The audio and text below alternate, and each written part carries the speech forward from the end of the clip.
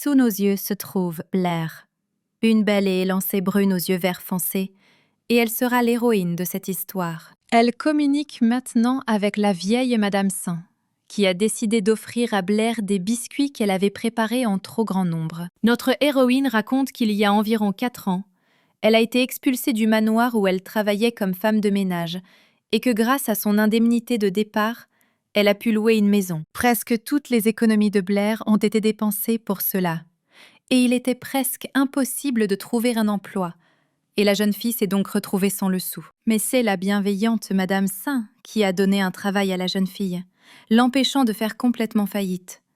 Et pour cela, Blair lui en est reconnaissante pour le reste de sa vie. Bien que parfois la vieille femme commence à dire qu'il est temps pour Blair de chercher un mari, surtout à un tel âge, ce qui déroute à chaque fois notre héroïne, mais cela ne l'empêche pas de remercier au mieux Madame Saint pour les biscuits offerts, car ses pâtisseries sont connues comme les meilleures parmi tous les boulangers de la capitale. Après avoir quitté son travail, Blair arrive au marché, où commerçants et acheteurs se mélangent dans un flux bruyant de personnes désireuses de terminer leurs affaires avant la nuit. Et cette fois, en choisissant des légumes pour le dîner, Blair a vraiment réfléchi aux paroles de son employeur, car elle avait en réalité déjà 24 ans, et elle n'avait jamais trouvé d'être chère. Ayant choisi tout ce dont elle avait besoin, elle remercie le commerçant et quitte ce marché bruyant et bondé, où chacun cherchait sa place et son bénéfice, continuant à réfléchir à l'âge du mariage. Pourtant, dans l'autre monde où elle a vécu, 24 ans ne sont que le début de la vie,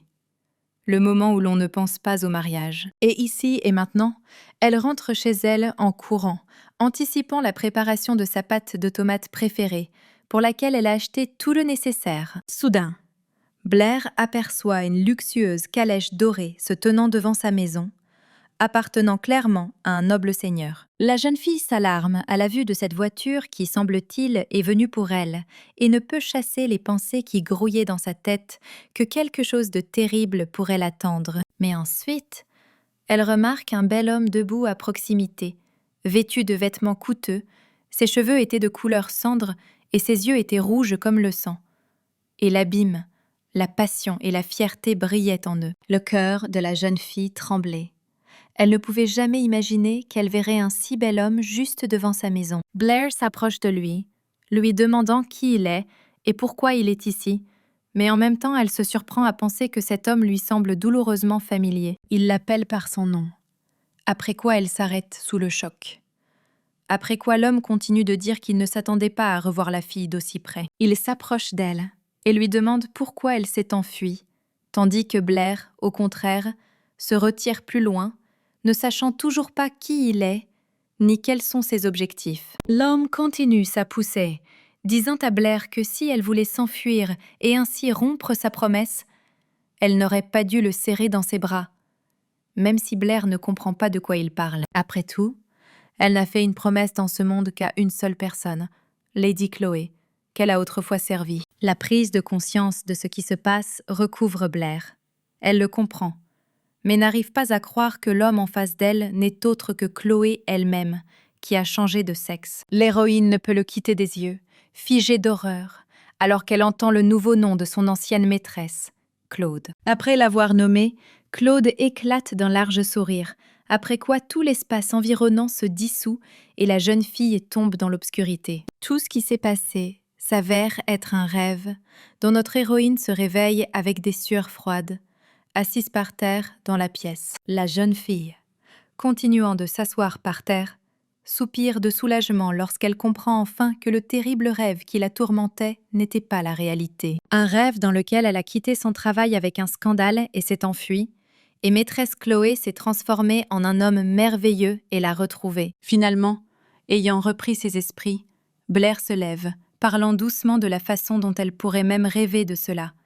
Mais sa phrase est entendue par une autre personne qui est ici. À savoir, voici Madame Chloé elle-même, une jeune et fragile fille aux cheveux cendrés et à la peau pâle, que Blair serre. Chloé, sans se laisser distraire du livre qui l'intéresse, demande d'une voix indifférente et froide à quoi exactement sa servante aurait pu rêver. Blair, après avoir réfléchi un peu, raconte son rêve en détail, ne manquant pas dans son monologue que Chloé elle-même est devenue un homme dans ce rêve, C'est pourquoi le livre tombe des mains de cette dernière. Le visage de Chloé prend un air perplexe, comme si Blair avait dit à plusieurs reprises quelque chose qui allait bouleverser le monde. Ne comprenant pas la réaction de la maîtresse, Blair suggère de simplement rire de son histoire et d'oublier, car cela ne sert à rien. Mais ces paroles passèrent devant Chloé, qui avait maintenant complètement oublié le livre, et qui regardait maintenant attentivement, comme un prédateur, la servante comme une victime, ne lui posant qu'une seule question.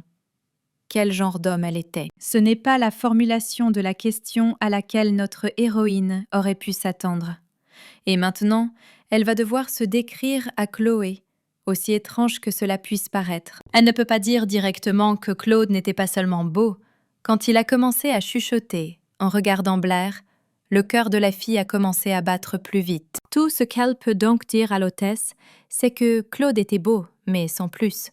Mais sur un ton qui pose question chez Chloé. De plus, Blair ajoute avec désinvolture que Claude était très mignonne, et les deux filles se figent dans une pause gênante. Sans y réfléchir à deux fois, Chloé expulse la femme de chambre, lui disant de faire un travail utile pendant que cette dernière réfléchit à ce qu'elle a dit de mal. Blair Thorpe, c'est son nom dans ce monde, se souvient-elle, mais dans un autre, son monde natal, tout est complètement différent. Là-bas, dans le monde réel, elle n'était qu'une étudiante de première année ordinaire nommée Lily, débordée de tâches et de travail, rêvant d'une vie meilleure. Mais maintenant, elle est ici, et elle n'a absolument aucun souvenir de la façon dont elle a pu se retrouver ici, ni de la façon dont elle est devenue une fille nommée Blair Thorpe. Elle sait seulement qu'elle est dans l'univers d'un roman qu'elle a lu, au titre discret et médiocre, à savoir La Dame et le Chien.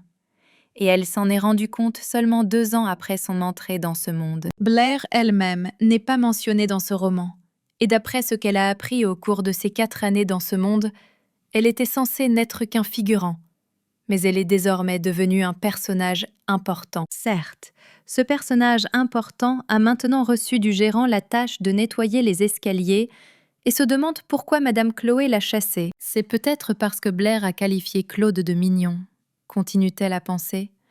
Mais on ne sait pas pourquoi elle réagirait ainsi pour quelque chose d'aussi insignifiant. Tout cela bouleverse notre héroïne, qui regrette désormais d'avoir même évoqué ce rêve malheureux.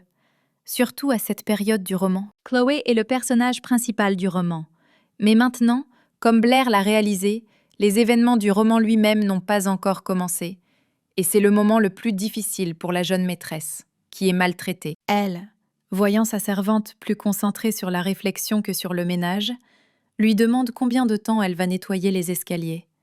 Ce qui effraie un peu Blair. Le regard d'une fille noble remarque facilement sur les cheveux d'une jeune servante ce qui n'aurait pas dû être là, à savoir la mousse de nettoyage, qui ne convient pas aux gens soignés. Se retournant, elle ordonne à Blair de se mettre en ordre, sinon elle risque de ne plus venir dans sa chambre.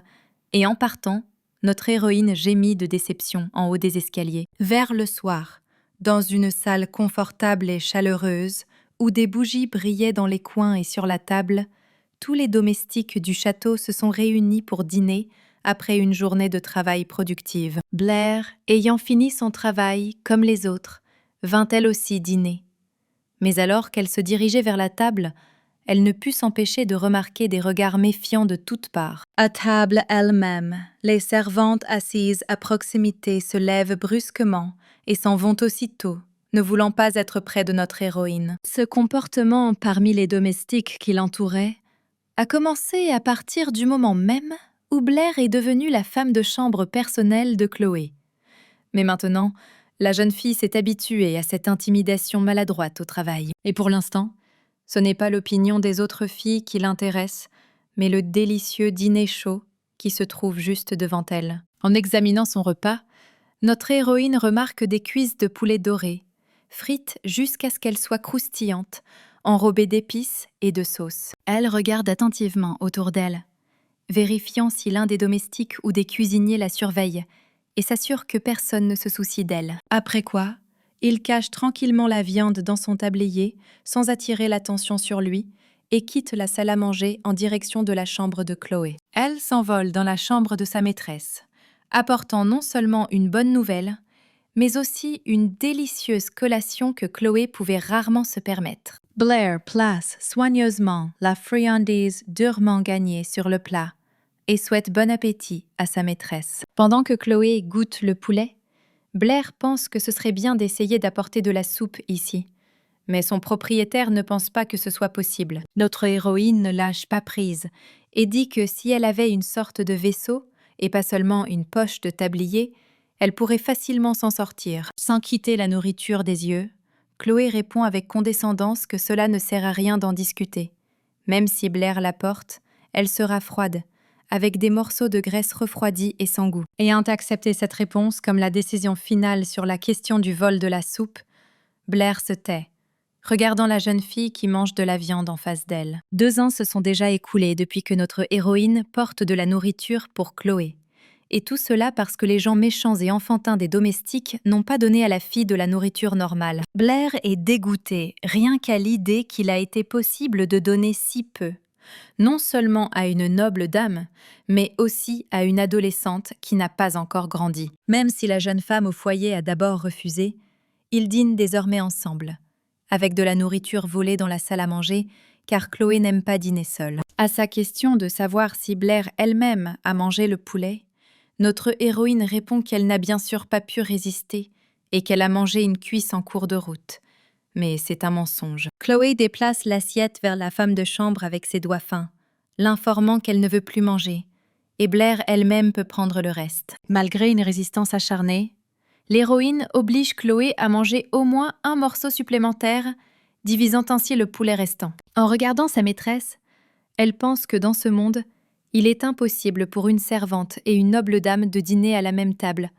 Mais néanmoins, en ce moment, c'est le contraire qui se produit ici. Dans ses mémoires, Blair est transportée au tout début de leur connaissance lorsque, après un entretien, elle a été embauchée au manoir de la famille Chloé, la famille Bysseder, et a été presque immédiatement affectée à un travail acharné. Lors de son premier jour de travail, elle aperçut à l'une des fenêtres la silhouette d'une jeune fille qui regardait le domaine. Les yeux de Blair s'écarquillèrent de surprise lorsqu'elle reconnut chez la jeune fille une image familière qui était apparue plus d'une fois dans un roman qu'elle avait lu dans un autre monde. C'était Chloé elle-même, qui était aussi mince qu'une canne, et ses épaules semblaient fragiles comme du verre, et ses beaux yeux écarlates regardaient au loin sans vie. Incapable de quitter la jeune fille émaciée des yeux, Blair se souvint exactement de la raison d'une apparition si terrible du personnage principal du roman. Le duc de Bister a amené Chloé alors qu'elle était une toute petite fille, venue de pays lointains, par sens du devoir envers elle. Il pensait qu'il remplissait ses responsabilités parentales en le nourrissant, en l'habillant et en le abritant, indépendamment de ce que Chloé elle-même voulait ou demandait. Par conséquent, il n'a jamais défendu sa fille, même s'il savait très bien que sa femme, la duchesse, abusait de la fille autant que son imagination et la loi le permettaient. Une telle tentative de se distancier du tourment de son enfant, se cachant derrière des mots tels que « devoir » et « obligation », exaspère Blair en colère. Car s'il pense ainsi à propos de sa fille, il n'aurait pas dû lui permettre de naître. La rage de Blair est imparable, et elle s'oppose avec véhémence à l'idée même d'une liaison extra-conjugale, surtout sans contraception fiable. Et si Bister voulait déplacer sa fille dans son domaine familial, alors il aurait dû essayer et faire tout son possible pour le bien de l'enfant, et ne pas fermer les yeux sur le harcèlement de l'héroïne. Mais comme vous le savez, le chemin de Chloé est déjà prédéterminé. Elle grandira et deviendra une forte personnalité. L'attitude à son égard changera après avoir découvert son don de prédiction, qu'elle ne peut pas voir, mais qu'elle peut montrer aux autres. Le père apparaîtra enfin normalement dans la vie de la fille et montrera des remords pour son comportement, sans la quitter à l'avenir. Son frère aîné, le futur duc, qui avait auparavant complètement ignoré sa sœur, commencera à l'adorer tellement qu'il sera prêt à lui baiser les pieds. Et puis, selon l'intrigue du roman, une fourchette d'amour se produit dans la vie de Chloé, ce qui peut encore une fois changer complètement sa vie. Elle rencontrera 3 personnages masculins importants, chacun avec sa propre personnalité et ses capacités, et chacun d'eux pourrait devenir son intérêt amoureux. Le premier, le prince héritier Hyde, futur dirigeant du pays, est affirmé et courageux.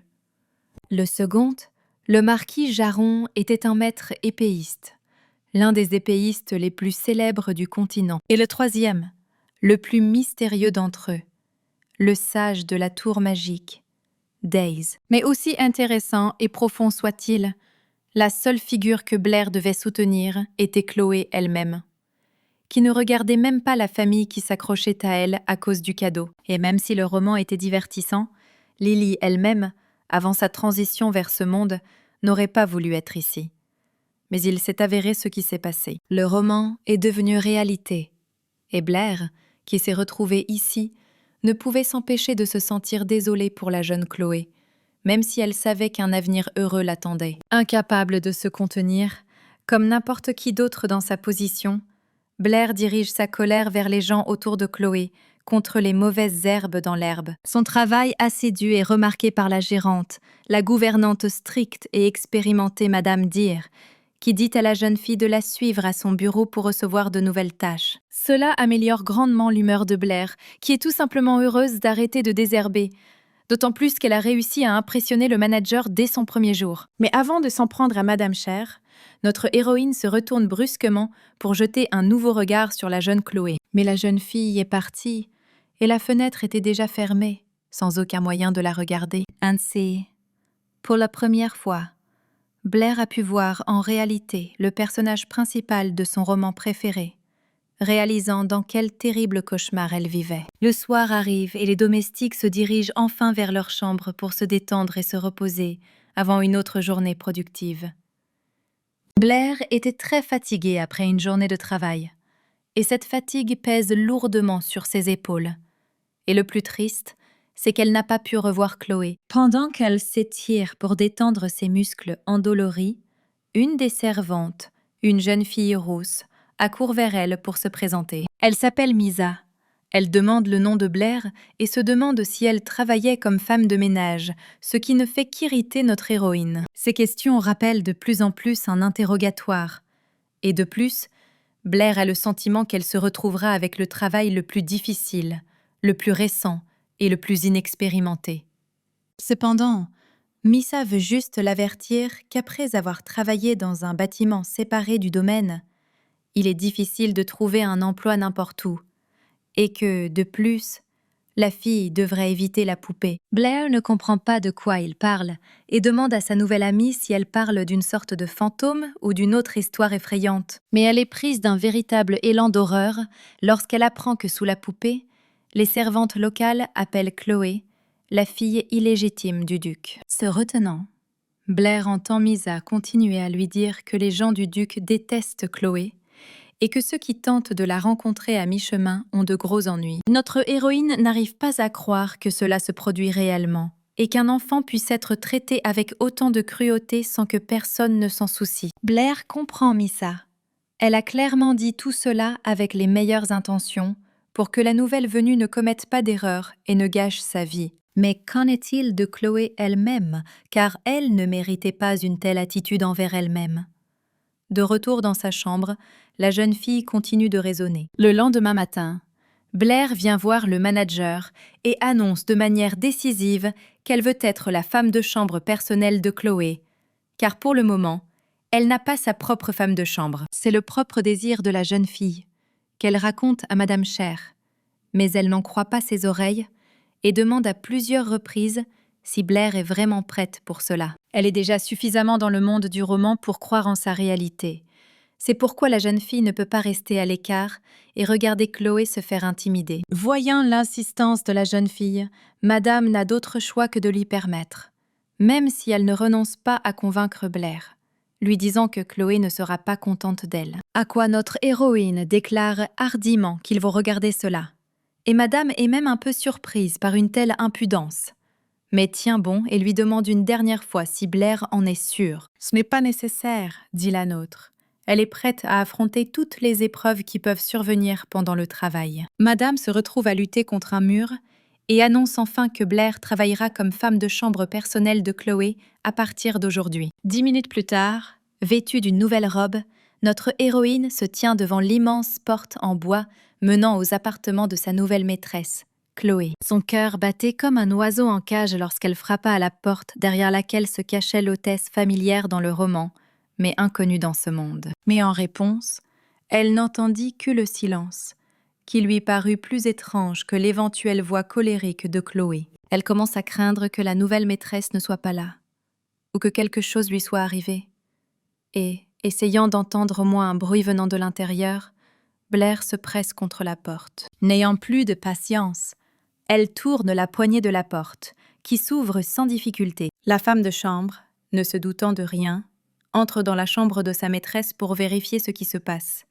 Mais alors, un oreiller jeté du lit lui tombe dessus, ce que Blair n'a pas le temps d'esquiver. Pendant que Blair se gratte le nez meurtri avec un oreiller volant, Chloé, cachée sous la couverture, lui ordonne de sortir. Mais cela n'arrête pas notre héroïne, et elle regarde avec inquiétude la chambre de sa nouvelle maîtresse. Et il lui semble que cet espace a connu des jours meilleurs. Elle est choquée qu'une jeune fille puisse vivre dans une pièce pleine d'ordures et de poussière. Il est évident que personne ne l'a nettoyée depuis très longtemps. Réalisant qu'il ne sert à rien de mettre Chloé plus en colère, Blair informe soigneusement la jeune femme qu'aujourd'hui elle aimerait simplement saluer le nouveau propriétaire, alors elle part déjà. En se retournant, notre héroïne voit presque toute la pièce, sale et négligée, et décide que demain, elle sera enfin remise en ordre. Cette semaine, Blair passe la plupart de son temps dans la petite buanderie, à pétrir, tordre et sécher le linge provenant des 4 coins du domaine. Elle s'arrête un instant, essayant de reprendre son souffle, pensant qu'elle s'attendait à cette évolution des événements. Mais elle ne peut toujours pas cacher sa déception envers son entourage. Ils lui ont confié tout le travail acharné, et immédiatement après, elle est devenue la femme de chambre de Chloé, comme en représailles au fait qu'elle s'était inscrite pour en devenir une en premier lieu. Sans terminer le travail, elle ne recevra pas de nourriture. Et si elle refuse, selon les autres servantes, elle violera les ordres de Madame Cher.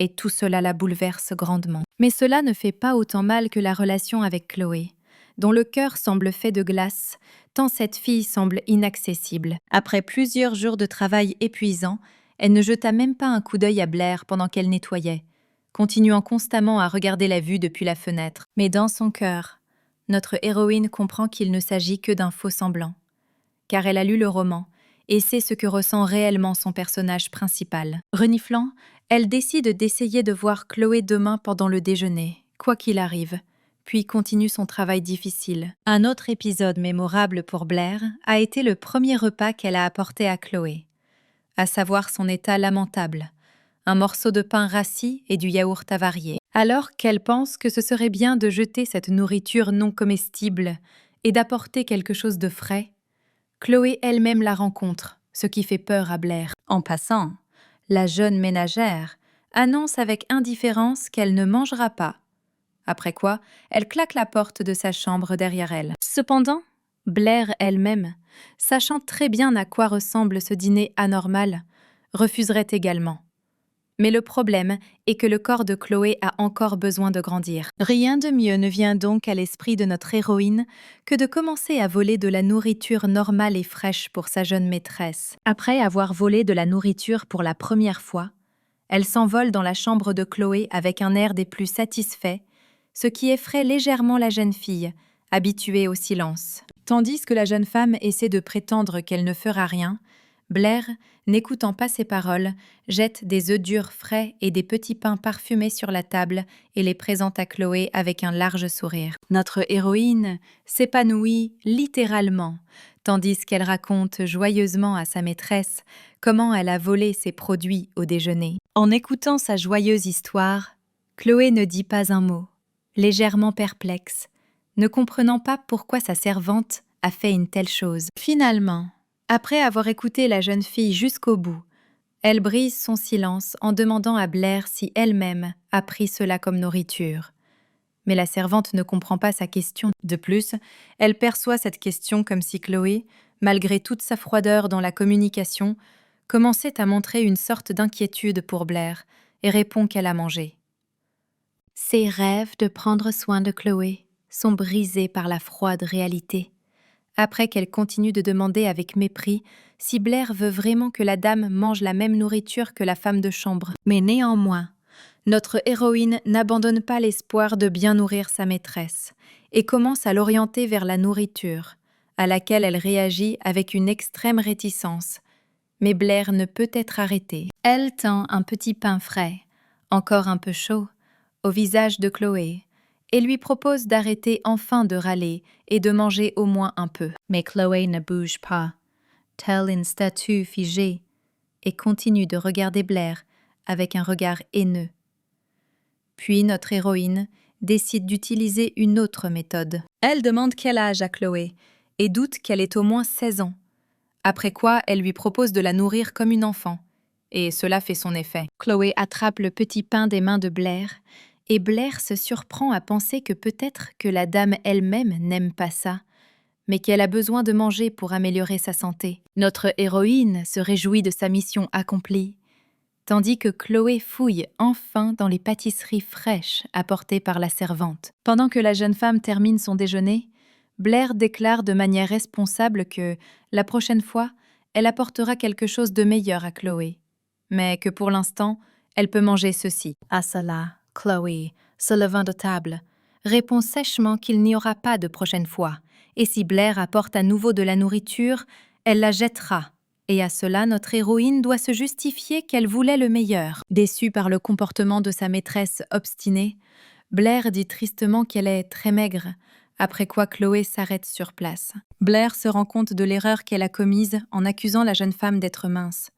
Car, en tant que simple servante, elle n'a même pas le droit d'en parler sans autorisation. Le regard éloquent et glacial de Chloé, prêt à l'écraser comme une mouche, ne fait que confirmer ses craintes, ce qui oblige à baisser l'intensité. Notre héroïne n'a d'autre choix que d'essayer de ne plus énerver la dame, et elle se retire précipitamment en s'excusant à la hâte. Après avoir quitté les chambres, Blair s'arrête contre le mur, réalisant que ce qui s'est passé maintenant est un échec, et qu'elle devra maintenant recommencer. Aujourd'hui, il ne lui reste plus qu'à accepter sa bêtise, pense-t-elle, et à aller se reposer.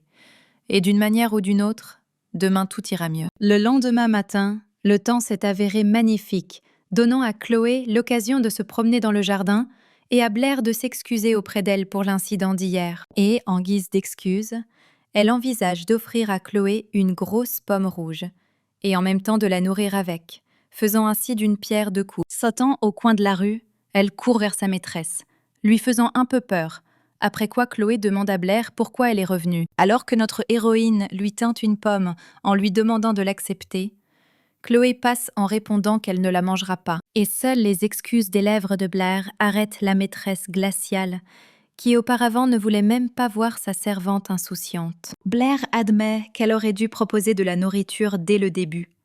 Non pas parce que Chloé était maigre, mais parce qu'elle avait faim et avait besoin d'aide, même si elle ne voulait pas accepter d'excuses. Elle peut au moins accepter cette pomme, dit la jeune fille.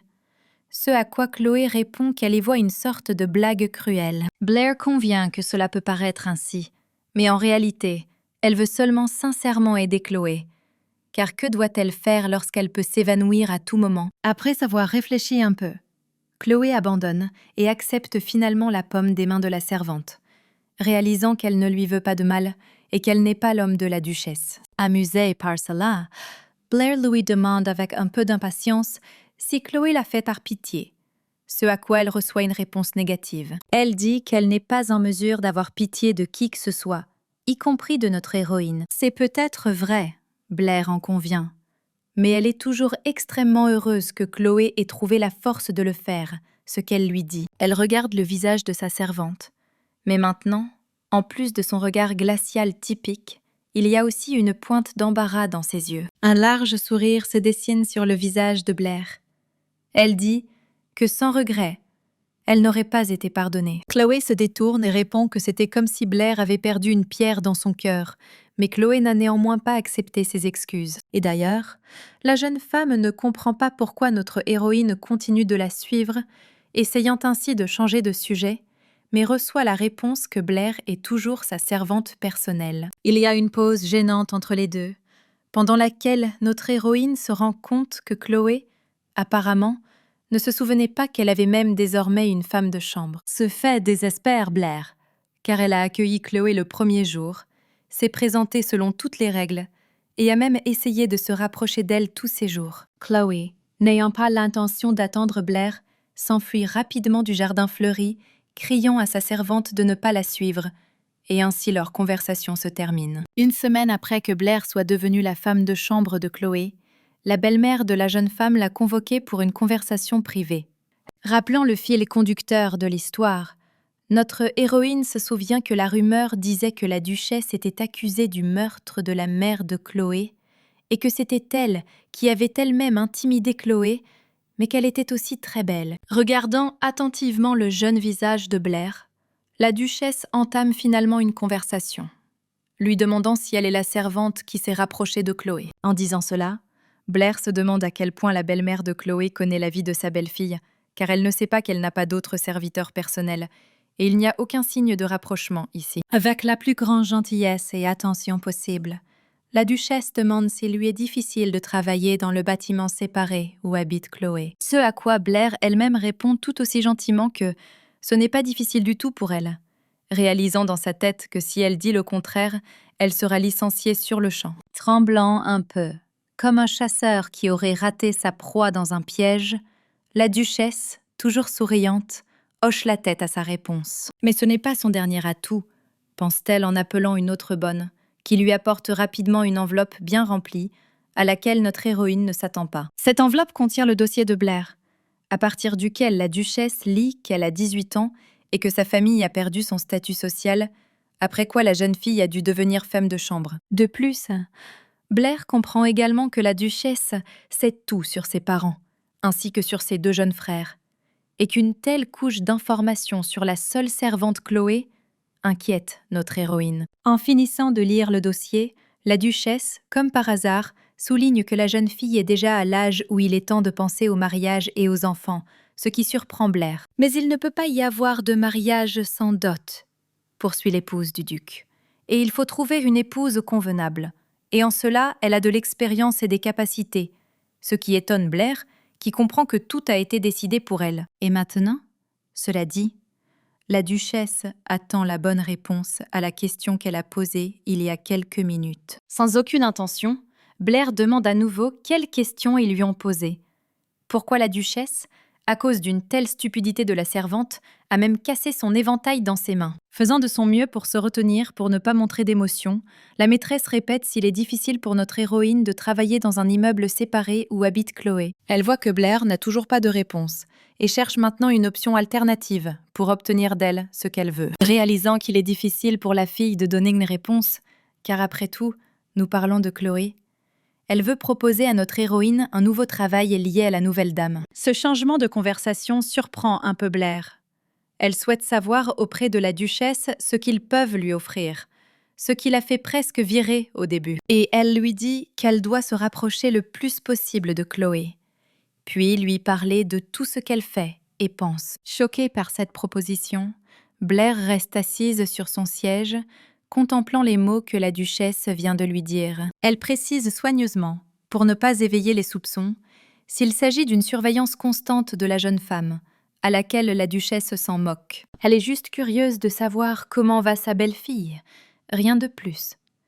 Car malgré le fait qu'elle ne soit pas apparentée par le sang, Chloé est comme une fille pour elle. En plus de ces paroles, elle pose sur la table un grand sac à main rempli de pièces d'or, ce qui fait réfléchir Blair, qui voulait juste refuser à 2 fois. Lorsque la duchesse a pris ce portefeuille pour le donner personnellement à Blair, elle a remarqué qu'il contenait tellement d'argent que même pour une femme forte, il était assez lourd. Incapable de résister, notre héroïne accepte de l'argent de la duchesse, qui l'appelle une récompense pour un travail acharné à la maison, et c'est ainsi que leur conversation s'est terminée. 1 heure plus tard, Blair était déjà au chevet de Chloé et lui dit honnêtement que la duchesse l'avait appelée chez elle et lui avait demandé de commencer à espionner la jeune femme. Chloé, pour le moins, n'était pas contente de ce fait et a demandé à Blair si elle disait la vérité. Et en plus de cela, notre héroïne ajoute qu'on lui a offert pour cela une grosse somme d'argent,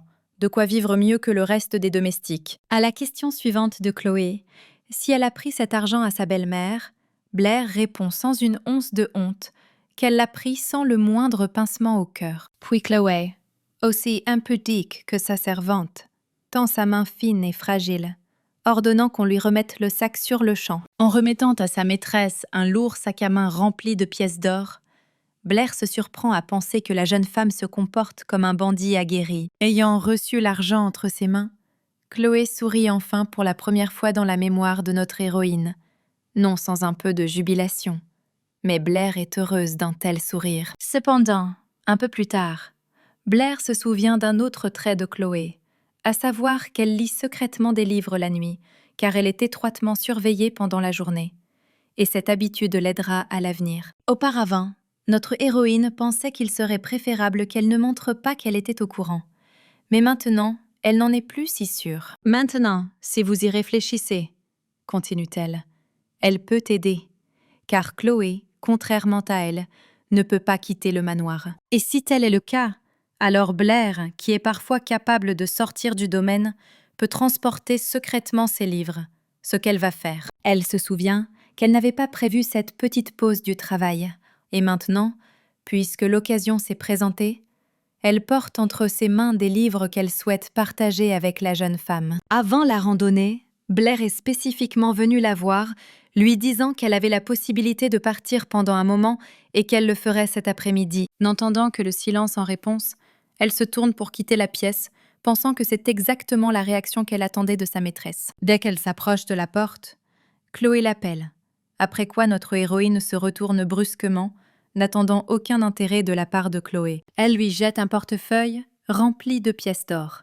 celui que la duchesse a donné à Blair en paiement de sa surveillance. Touchée par cet acte, Blair remercie la jeune fille et lui dit qu'elle dépensera l'argent judicieusement, mais cette fois, Chloé s'en fiche. Dans son esprit, Blair se convainc que Chloé faisait juste comme si elle s'en fichait, jusqu'à ce que notre héroïne dise qu'elle partait et lui rende l'argent parce qu'elle a commencé à lui faire davantage confiance. En se promenant dans les rues de la ville et en pensant à l'aimable hôtesse, elle tombe sur une odeur extrêmement agréable de viande frite émanant des environs. Il ne s'agit pas seulement de viande grillée au charbon de bois, mais de shish kebab, juteux et savoureux, avec une croûte dorée et des morceaux de légumes imbibés de jus de viande. Blair n'a même pas eu le temps de reprendre ses esprits avant de commencer à engloutir morceau après morceau, sans s'arrêter. Même le cuisinier a remarqué un appétit si fort. Notre héroïne demande à emballer plusieurs portions avec elle afin de les apporter à Chloé, car elle n'a rien mangé de tel depuis que le duc l'a amenée dans son domaine. Elle vient à la cuisine, un lieu où des plats exquis étaient préparés pour les riches propriétaires et leurs invités, avec des meubles modernes et une cuisinière pour l'époque. Ouvrant timidement la porte, elle vérifie avec sa voix si l'un des défunts cuisiniers ou leurs assistants sont là. Après s'être assurée que personne ne la surveille, elle place le panier de courses dans un coin caché pour pouvoir préparer à Chloé un délicieux dîner plus tard. Satisfaite de ses progrès, elle retourne dans la chambre de la demoiselle pour lui annoncer la bonne nouvelle. Mais Chloé, avec sa sévérité habituelle, examina attentivement sa servante et lui demanda ce qui n'allait pas avec ses vêtements. Ils étaient sales. Notre héroïne examine la robe et, à sa grande horreur, y découvre une grosse tache de graisse, probablement laissée en mangeant de la viande frite. Chloé remarque avec désinvolture que Blair a simplement mangé à sa faim et est revenue. Et cette dernière note que ces mots conviennent plus à un bandit qu'à une jeune femme, mais alors, une question lui vient à l'esprit. Elle ne comprend pas comment Chloé savait que Blair mangeait du kebab. Mais elle n'est pas destinée à trouver la réponse à sa question, puisque Chloé va la chasser de la pièce. Mais Blair n'est pas là seulement pour servir. Elle est venue dans d'autres buts. 2 livres épais apparaissent dans sa main, qui, selon elle, pourraient intéresser Chloé. Lorsque Chloé elle-même demande ce que tout cela signifie, la jeune fille répond qu'elle est au courant des lectures nocturnes de la maîtresse, et une pause gênante s'établit entre eux pendant plusieurs instants. Tandis que le regard de la jeune fille du duc fait fondre notre héroïne, Blair ignore qu'elle a peut-être été suivie. Mais quelques nouveaux livres ne feront pas de mal. Ce n'est pas la réponse que Chloé aimerait entendre. De plus en plus d'incrédulité se lit dans ses yeux, après quoi elle pose à Blair la question de savoir qui elle est vraiment. La servante réfléchit un instant à la meilleure façon de répondre, car elle ne veut pas admettre qu'elle vient d'un autre monde. Par conséquent, elle en rit, et dit simplement qu'elle n'est que la femme de chambre personnelle de maîtresse Chloé, et personne d'autre. Cette réponse sembla calmer la jeune femme, et elle, se tournant dans l'autre sens, lui ordonne de laisser les livres et de partir. Mais Blair a encore une proposition à faire à la dame. Elle, un peu gênée, demande à Chloé de l'accompagner à la cuisine du manoir pour un délicieux dîner. C'est pourquoi la jeune fille se lève même un peu du lit de surprise. Et quand, au lieu du refus froid habituel, Chloé accepte sèchement, Blair semble être frappée par la foudre d'un pas en avant aussi inattendu, car elle ne pensait pas que Chloé accepterait si facilement. Notre héroïne est incroyablement touchée par cette tournure des événements, car elle pourra désormais se rapprocher encore plus de la fille du duc et, peut-être, lui laisser un agréable souvenir. Elle tend la main, leur suggérant d'aller immédiatement garder la nourriture fraîche. Au début, Chloé n'aime pas le fait que Blair lui tende la main, mais elle ne fait qu'encourager la dame à le faire, sans enlever le doux sourire de son visage. Assise sur le bord du lit, Chloé regarde la main de sa servante attentionnée. Sa sévérité habituelle cédant la place à l'hésitation. Mais, finalement maîtrisée, elle tire ses doigts fins, affaiblie par une maigreur douloureuse dans la main large et chaude de Blair. Notre héroïne fond de gentillesse sur place, tandis que Chloé se lève et attend qu'on la sorte enfin pour un savoureux repas. Ils sortirent dans un couloir, lumineux et élégant, décoré dans un style classique, rempli de lampes et de fleurs à la mode. Les domestiques qui gardaient l'entrée de la chambre de Chloé, en chuchotant, commencèrent à s'enfuir lorsqu'ils virent la porte s'ouvrir. Les filles qui sortent de la pièce n'ont que le temps d'apercevoir un morceau de la robe noire de l'une d'elles s'enfuir dans le couloir. Blair se demande si la seule raison pour laquelle ils se sont enfuis maintenant est parce que Chloé est avec elle, et à tout autre moment, il lui aurait donné plus de travail. Mais maintenant au moins le chemin vers la cafétéria est ouvert. Arrivée dans la salle à manger, notre héroïne laisse la dame à l'une des tables. Et elle se dirige vers la cuisine pour commencer à cuisiner. Elle s'assoit devant la même armoire à nourriture pour en faire un bon plat. Elle était abasourdie par ce qu'elle voyait et son visage montrait un mélange d'étonnement, de peur et de déception. La nourriture achetée par Blair était autrefois fraîche et délicieuse, mais elle s'est maintenant transformée en un tas d'ordures dégoûtantes. Se pourrait-il qu'il s'agisse d'autres servantes ? Cela lui passe par la tête, mais elle ne peut pas comprendre leur motivation, car les gens normaux ne sont pas capables de faire une telle chose. Tandis que Blair est assise près des courses battues, restant sous le choc, Chloé s'approche d'elle par derrière, lui demandant ce qui n'a pas fonctionné. Notre héroïne se retourne, et la peur s'écrit partout en elle. Cette situation brise ses sentiments. Tout ce qu'elle voulait, c'était préparer de la nourriture normale pour Chloé. Pas celle qui lui avait été donnée sur ordre de la duchesse, ou volée dans la cuisine de Blair, mais quelque chose de chaud et d'agréable. Mais tout s'est avéré pour le pire. Et maintenant, ses rêves de donner à Chloé un souvenir chaleureux se sont transformés en une poignée de nourriture écrasée. Paniquée, elle essaie de rassembler ses restes en tas pour que Chloé ne puisse pas les voir. Mais rien n'y fait. Et Blair, déprimée, demande pardon d'une voix tremblante. La jeune femme s'assoit et lui prend soigneusement la main pour qu'elle ne se salisse pas, et demande pourquoi elle veut exactement se faire pardonner. Incapable de retenir ses larmes, Blair explique qu'elle voulait juste la remercier pour le fait que Chloé ait commencé à s'ouvrir un peu à elle, malgré son aversion pour les autres, mais tout s'est mal passé. Tout ce que notre héroïne avait vécu auparavant semblait n'être qu'un lourd fardeau d'intimidation. Mais c'était trop, et tout cela uniquement parce qu'elle défendait une petite fille seule et persécutée. Chloé, ne sachant pas comment réagir, ne comprend pas pourquoi Blair pleure autant, et son visage, peut-être pour la première fois, montre de l'inquiétude pour quelqu'un. Les émotions submergent Blair, et elle s'appuie instinctivement contre l'épaule de sa maîtresse, explosant dans un cri de fille. Chloé rougit. Personne n'a jamais pleuré sur son épaule auparavant, et elle n'a d'autre choix que de serrer dans ses bras la servante qui pleure. Blair sentit ses câlins maladroits dans son dos, et à côté d'eux, des caresses faibles et maladroites, mais sincères dans le dos. Ça la fit couler encore plus les larmes, car, comme le pensait Blair, c'était elle qui aurait dû consoler Chloé, qui avait vécu cela tout au long de son enfance, et non l'inverse. Quelque temps plus tard, revenant dans la chambre de Chloé et mangeant ensemble le kebab déjà refroidi, notre héroïne demande à nouveau pardon, mais la jeune maîtresse en a assez de s'excuser. et elle prévient Blair que si elle continue à s'excuser, elle la mettra simplement à la porte. Et en plus, Chloé veut savoir ce que sa servante fera de cette tache de larmes qu'elle a elle-même laissée sur son épaule. Ce à quoi Blair répond qu'elle peut la laver maintenant. Après ces mots, une douzaine de secondes s'écoulent pendant que les deux filles se regardent, comme si elles attendaient une sorte d'ordre de l'autre. Enfin, Blair fait comprendre à sa maîtresse que, si elle veut une robe délavée, ce serait une bonne idée de l'enlever d'abord. Chloé, bien sûr, s'attendait à des choses différentes. Mais cette proposition n'était clairement pas ce qu'elle aurait pu imaginer. Ses yeux s'écarquillèrent. Elle court presque jusqu'au coin de la pièce, ne comprenant pas pourquoi Blair fait cela. Et Blair, à son tour, est étonnée de la réaction de sa maîtresse, mais explique qu'elle ne peut pas laver les vêtements pendant que Chloé est dedans. Elle propose son aide pour se déshabiller, mais la jeune femme fuit cette aide comme le feu, malgré les assurances de Blair selon lesquelles elle est toujours une femme de chambre personnelle. Réalisant qu'elle ne peut pas se débarrasser de la fille agaçante, Chloé se retourne pour la chasser.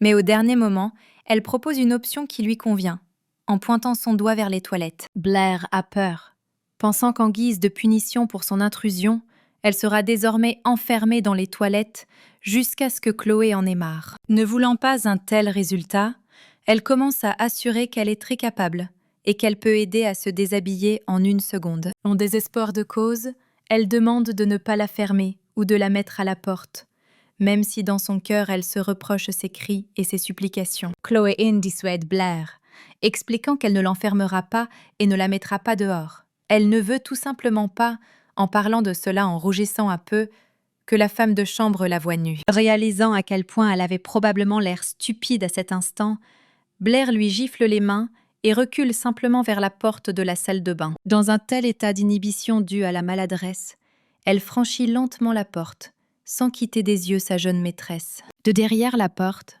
elle dit à Chloé, de la manière la plus encourageante possible, de se changer autant qu'elle le souhaite, en attendant.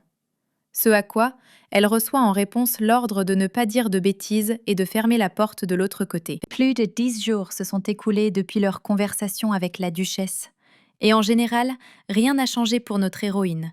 Seulement du travail a été ajouté. Et c'est devenu encore plus, parce que d'autres servantes ont sans vergogne transféré leur part sur les épaules de Blair, l'attendant à la porte de Chloé. Mais cette fois, il l'a gardée dans un endroit différent, chuchotant dans son dos. Alors qu'elle transportait des vêtements à laver, une des filles, sans prévenir, a poussé notre héroïne dans le dos juste devant les escaliers. Incapable de maintenir son équilibre après une telle poussée, Blair crie, puis tombe dans les escaliers directement jusqu'au premier étage du manoir. Sa cheville est blessée, ce qui lui rendra difficile la marche. Et tout cela à cause des domestiques qui, en plus des attaques psychologiques, se sont tournés vers des actions actives. Essayant d'ignorer la douleur, Blair se décide à se lever et à continuer son chemin vers la buanderie. Dans le même temps, sa cheville est très probablement foulée, ce qui lui cause un maximum d'inconfort. Elle, boitant légèrement, continue de marcher entre les servantes choquées qui pensaient qu'elle pouvait ainsi être intimidée. « Cela n'arrivera pas », déclare Blair dans ses pensées.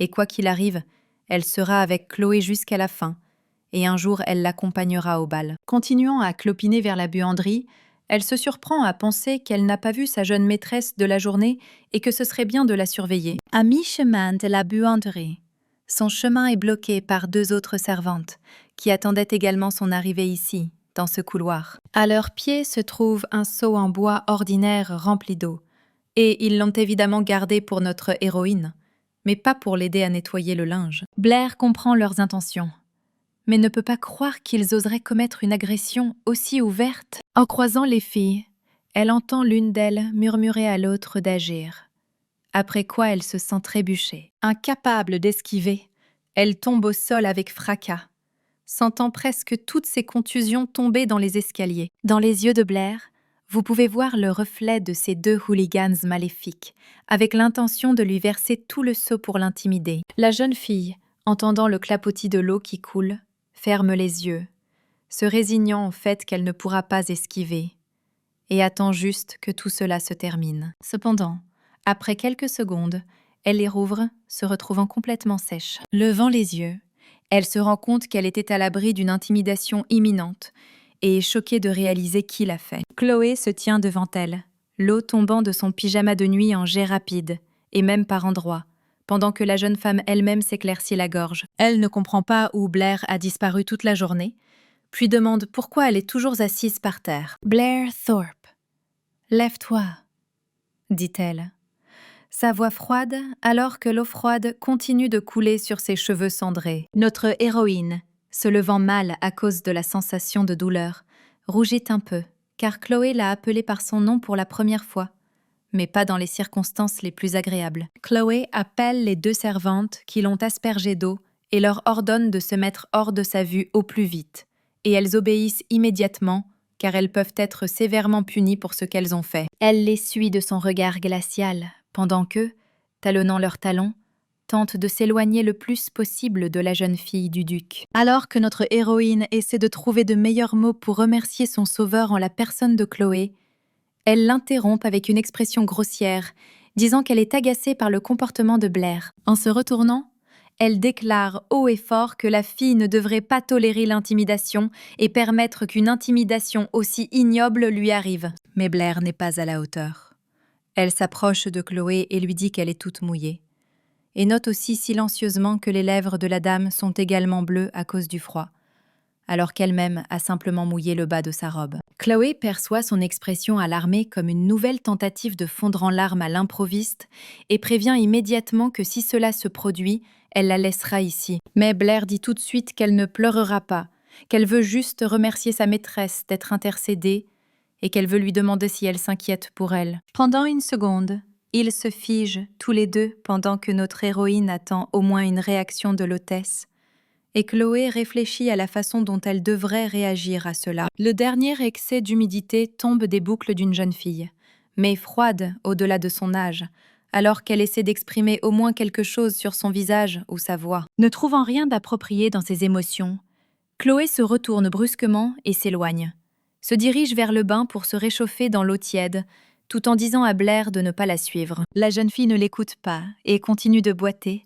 la suivant du mieux qu'elle peut. Elle ne peut échapper à l'idée que Chloé pourrait attraper froid et tomber malade à cause d'une eau aussi froide, surtout avec sa santé fragile et faible. Mais elle se contente de claquer la porte avec force derrière elle, laissant notre héroïne complètement seule dans le couloir. Elle n'a d'autre choix que de s'asseoir près de la porte et d'attendre que la maîtresse se calme, finisse ses affaires dans la salle de bain et s'en aille, pensant que dans ce monde, il est inacceptable qu'une dame couvre une femme de chambre avec elle-même. Derrière la porte, la voix de Chloé se fait entendre, disant à sa femme de chambre qu'elle devrait être transférée dans le bâtiment principal et ne pas souffrir, car il est impossible de l'aider, vous ne pouvez qu'empirer les choses pour vous-même. Blair comprend alors que sa maîtresse sait quelle est la véritable raison d'une telle haine de la part du reste des domestiques.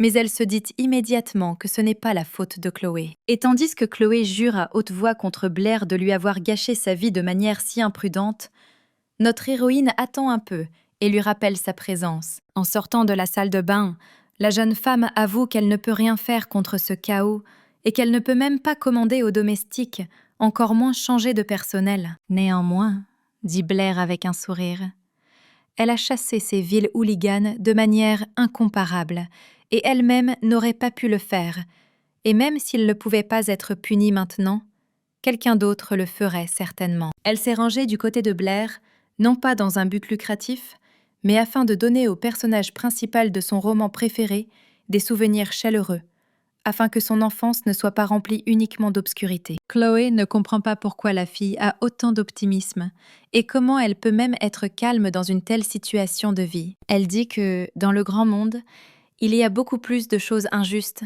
et que ce qui lui arrive n'est donc pas si offensant, car il y a des gens qui souffrent davantage. En entendant la réponse, Chloé passe et dit qu'elle enverra la stupide femme de chambre quelque part loin d'elle, ce qui effraie Blair. Incapable de se relever et de suivre l'hôtesse, notre héroïne lui attrape la cheville pour tenter de l'arrêter. Chloé, malgré tous ses efforts, n'aurait pas pu prévoir un tel événement et se fige donc sous le choc, sans même essayer de s'échapper au début. Blair, profitant du moment, rampe jusqu'à elle et, sans lâcher sa jambe, dit d'une voix pitoyable qu'elle n'aura nulle part où aller si Chloé la met dehors.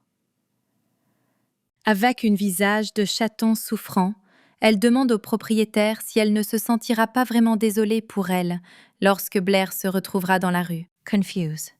Chloé doit trouver des excuses, ce qui est peut-être dommage. Mais elle met immédiatement de l'ordre dans ses pensées et exige que sa jambe soit immédiatement libérée. Ressemblant toute la pitié qu'elle pourrait rassembler, Blair ne recule pas.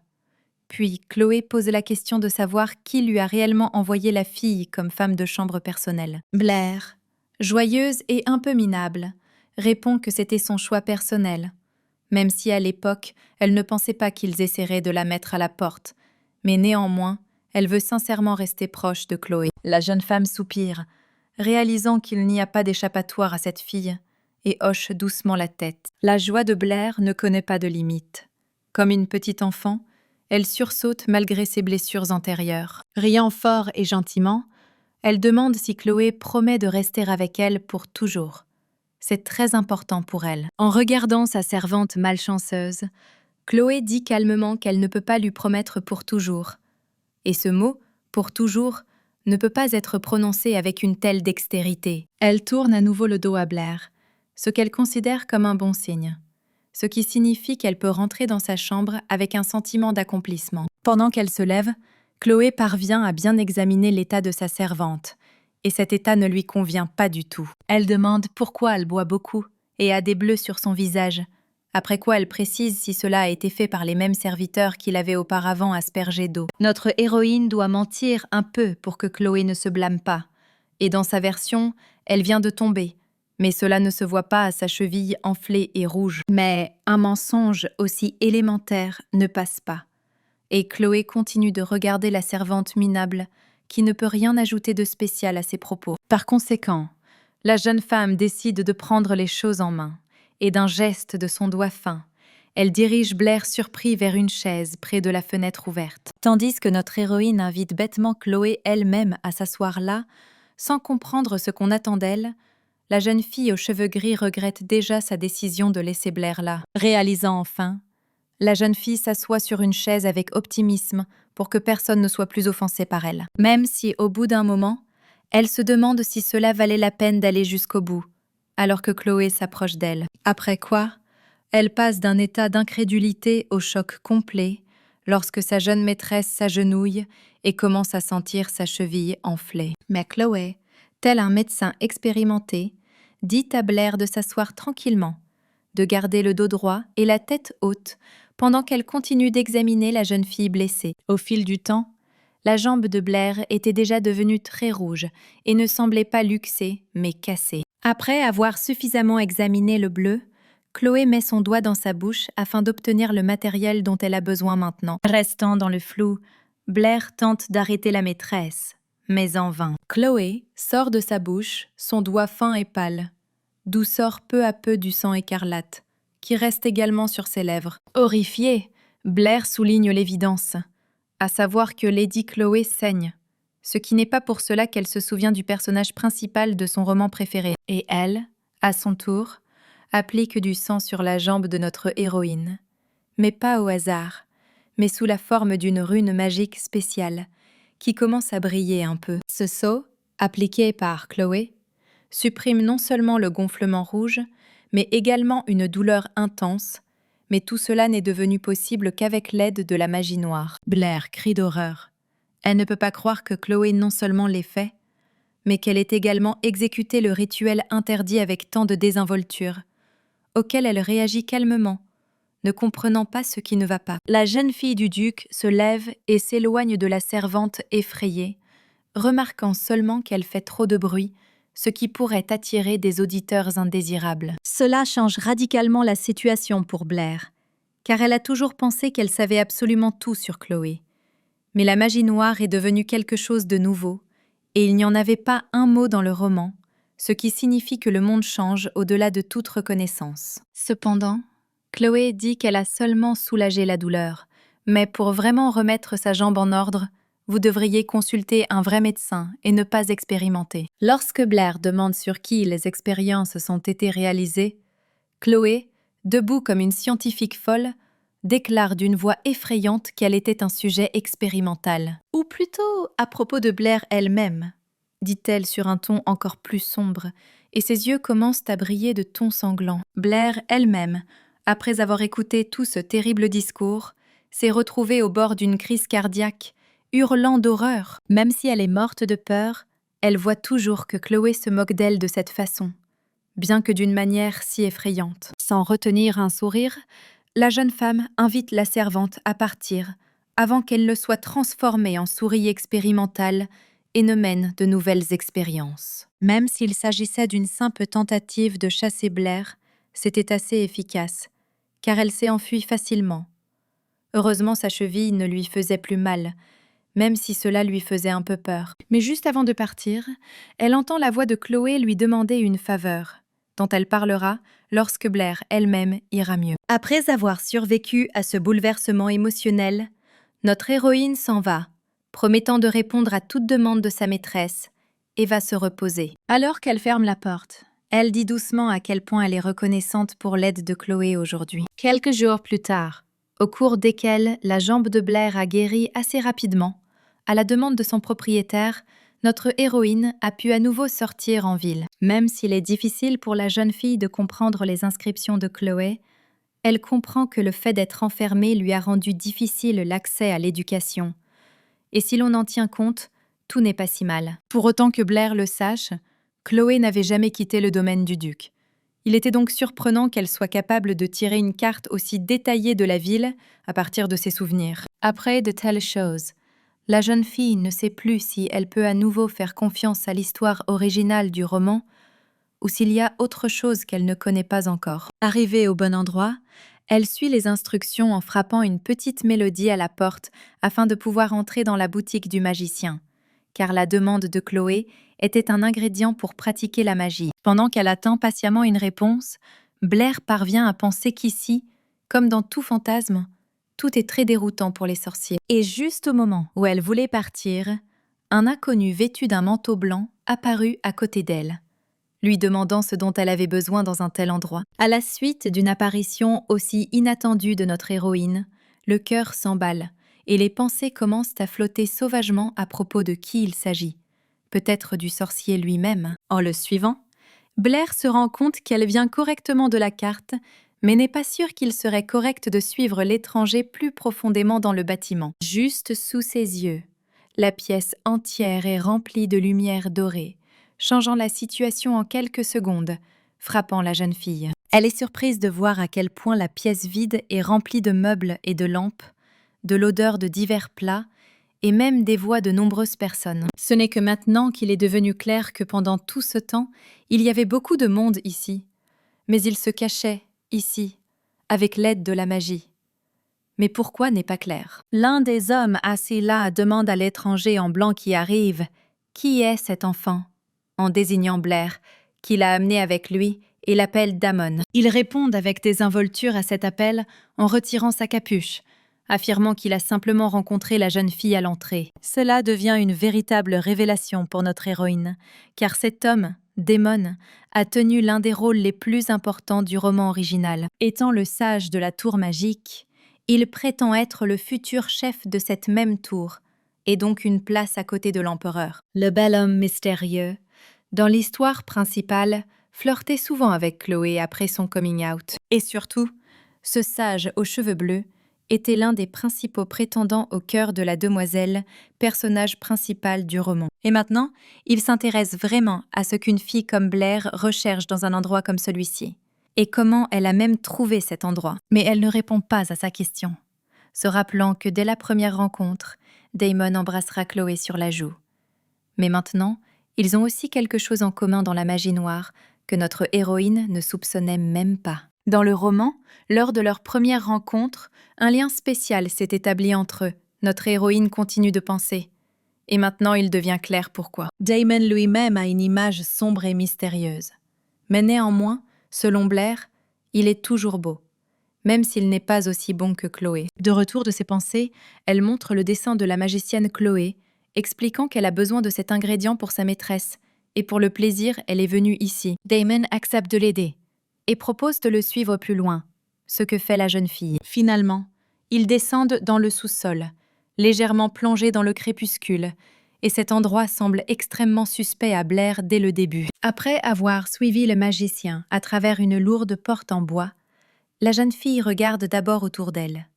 Dans cette pièce, elle est entourée de cônes et de moules de différentes formes remplis de liquides et de poudres multicolores. Elle est surprise par le grand nombre de potions différentes, ce à quoi Damon explique qu'il s'agit de leur principal lieu de stockage et qu'il lui faut un peu moins d'1 minute pour trouver la bonne. Ayant trouvé la potion en moins de temps, le magicien la tend à Blair, disant que c'est exactement ce que lui et le propriétaire recherchent dans son magasin. L'ayant remis à la jeune fille, il se demande si Blair elle-même sait à quoi il sert, ce à quoi elle lui donne une réponse négative. Pour elle, son expression faciale ne devient pas moins suspecte que le contenu de cette même bouteille de potion. Damon l'invite à essayer de le découvrir, mais Blair refuse catégoriquement l'invitation à boire des potions dans la maison d'un inconnu et propose de payer pour partir. Mais le magicien sourit et dit qu'il n'a pas besoin d'argent, car il a vu quelque chose d'intéressant en elle.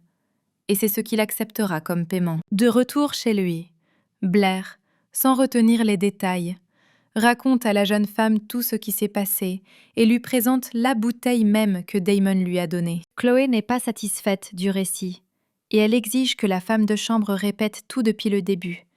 Et elle ne comprend pas ce qui a pu bouleverser la maîtresse. Blair raconte comment elle a suivi la carte et effectué le rituel, après quoi un inconnu est apparu à côté d'elle. Il avait les cheveux bleu foncé et les yeux violets, et était mignon et gentil, partageant même la potion gratuitement. Dans un autre monde, alors qu'elle était encore une fille complètement différente, notre héroïne l'aimait beaucoup. Elle et Chloé, en couple. Alors maintenant, elle ajoute quelques mots gentils sur Damon. Mais Chloé n'est pas intéressée par ses ordures lyriques, et elle demande avec colère ce que le magicien a finalement dit.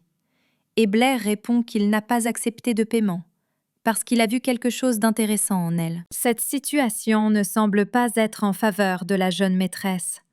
Alors, elle exige de jeter la potion, ce qui offense un peu notre héroïne, car elle a essayé d'obtenir cette chose. De plus, tant que Chloé le souhaite, il est interdit à Blair de quitter le territoire du manoir, ce qui exerce une pression morale sur la jeune fille, qui ne comprend pas ce qu'elle a fait. En entendant des notes de désobéissance, Chloé se retourne, lançant un regard noir à la femme de chambre, ce qui la fait se remonter le moral et accepter de rester pour la période requise. Et en plus, Blair doit apporter une poupée à la maîtresse, ce qu'elle fait, choisissant un lapin blanc comme lapin approprié. Bien que maîtresse ne soit pas contente que la poupée ne ressemble pas à une personne, Blair est heureuse de pouvoir offrir quelque chose à Chloé. Elle, à son tour, essaie de toutes ses forces d'exprimer son mécontentement face à un jouet aussi simple. Un peu triste, notre héroïne demande si ses pouvoirs ont vraiment été utilisés en vain. Elle baisse la tête, tenant dans ses mains cette poupée qu'elle a elle-même achetée avec son propre argent, car elle voulait lui offrir un cadeau indépendant. « Ce n'est pas si important », dit doucement Chloé, et elle prend la poupée des mains de la fille à elle, avec l'intention d'en faire ce qu'elle voulait. Maintenant qu'elle a la poupée, elle peut essayer un nouveau rituel. Et pour cela, elle doit être en silence, de préférence concentrée. Les cheveux qu'elle venait de s'arracher devinrent soudain un fil violet vif entre les mains de Chloé, qui lançait le sort. Avec la partie la plus brillante, elle l'enfonce dans le lapin, comme pour y transférer son énergie, tout en continuant à chanter le sort. Quelques instants plus tard, le lapin lui-même commence à émettre une lueur rose, comme s'il s'agissait d'un récipient rempli d'eau à ras-bord, et Chloé termine le sort.